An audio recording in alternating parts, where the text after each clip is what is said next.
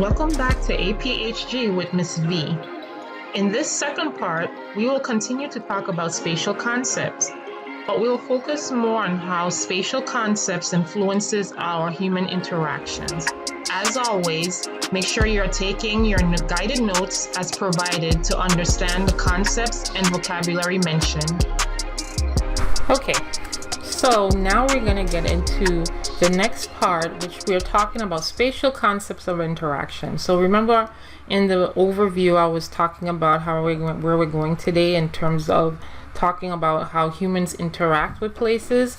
This is this next part. This is going to talk a little bit more about those concepts in terms of how we interact with each other and how we interact on the earth itself, right? Okay. Distance decay, this is an important word that you're going to see a lot as we go through this course. Distance decay basically summarizes where a phenomenon or a variable decreases the more it moves from that particular area, okay? The intensity of it. So think, for example, if you were at a concert, okay? And it was a banging concert. This concert was on point, right? So if you want to be in front, right? Because you want to get all the goodness, right? The good, right? So if you're in front, your level of interaction with that concert and that performer, you're gonna be all in. You're intense. It's gonna be really, boom, boom, boom. You're hearing the sound, the music, and so forth, right? The more that you move away from the concert, the more that you move away from it, and you're gone from the stadium, or you're gone from the auditorium, or wherever that it's held, and you move away from that, the distance is causing your level of intensity and interaction to decrease. Okay, so now you're not as intense with it. You probably forget some things. You're not feeling the vibe from the music and so forth. So your level of distance, your intensity decreases. That interaction decreases. This is called distance decay. Okay, it's the same phenomenon that happens in cultures or on the earth in terms of human interactions.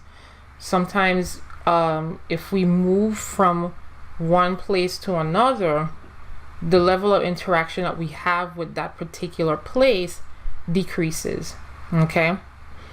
Which means, for example, if let's say you're from Puerto Rico and you move to the United States, your level of intensity in terms of Puerto Rican culture and food and dance and music and so forth is going to decrease because you have moved away from that culture, okay? So you're going to get more of the other culture rather than you would have of the Puerto Rican culture where you lived. So hopefully that helps you understand distance decay and how that works, all right?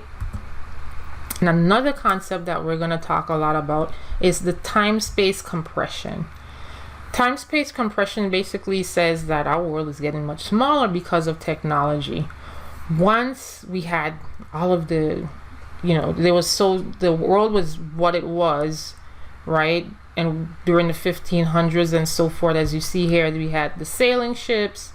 We have, in order to get from place to place, we had to figure out a way to get from place to place. And even before that, people just stayed in their main areas, right? China, Europe, Africa, the Americas. They kind of just stuck in their own area, and they didn't navigate as much because they didn't have the technology to do so.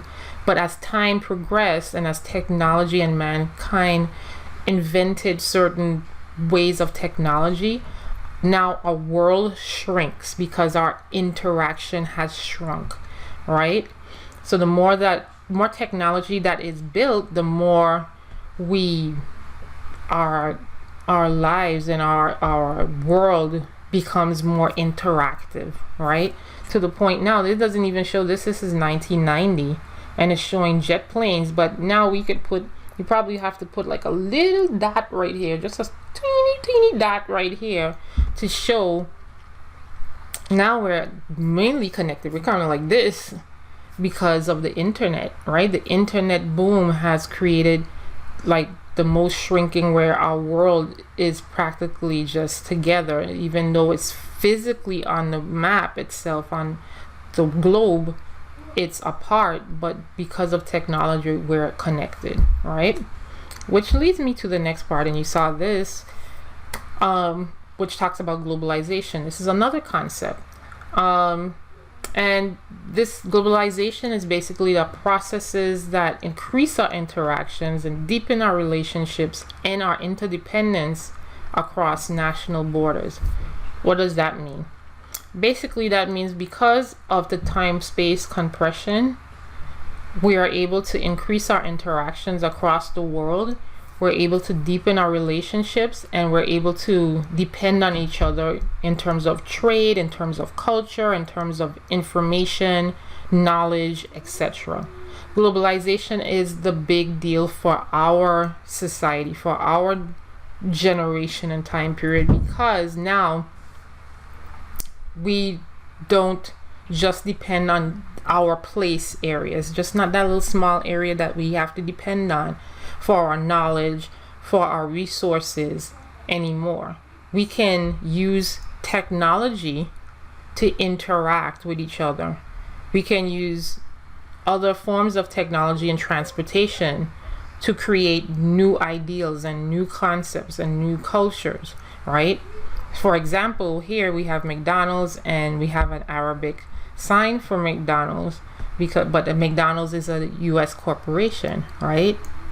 But because of the time-space compression and because of globalization, we're able to deepen that relationship and cross national borders, go across the globe and establish trading and businesses and knowledge bases so that we can expand our globe and interact with each other on a deeper level and an increased level, right? Okay, so let's review.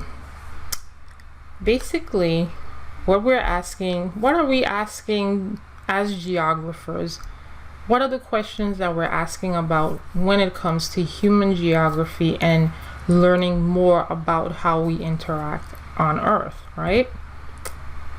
These are the things that human geographers look for in terms of patterns and processes to analyze when we're looking to solve complex problems or looking at complex issues all over the globe, right?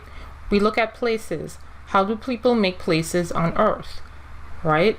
Our interactions. How do we interact with each other on Earth? And space and society. How do we organize the space and our society on the planet and our sense of place, right? How do we make sense of ourselves and others as we exist on certain places? Okay, so that's pretty much a roundup of this particular topic in terms of spatial concepts. These are the questions that we ask in terms of places and space and how we interact with each other and how does it all make sense, and the where of why, or the why of where, sorry. The why of where, right? So what I would like for you to do is answer this question. What patterns did you find? What patterns do you find when you're traveling in terms of different places? What sites or what situations do you see when you're traveling to different places? Are you aware of such a thing as a time-space compression and distance decay? Talk to me about it, and I'd love to see your comments and discussions in class or here in the on the bottom in the discussion area. Feel free. Thanks for tuning in, and I'll see you soon. Perfect.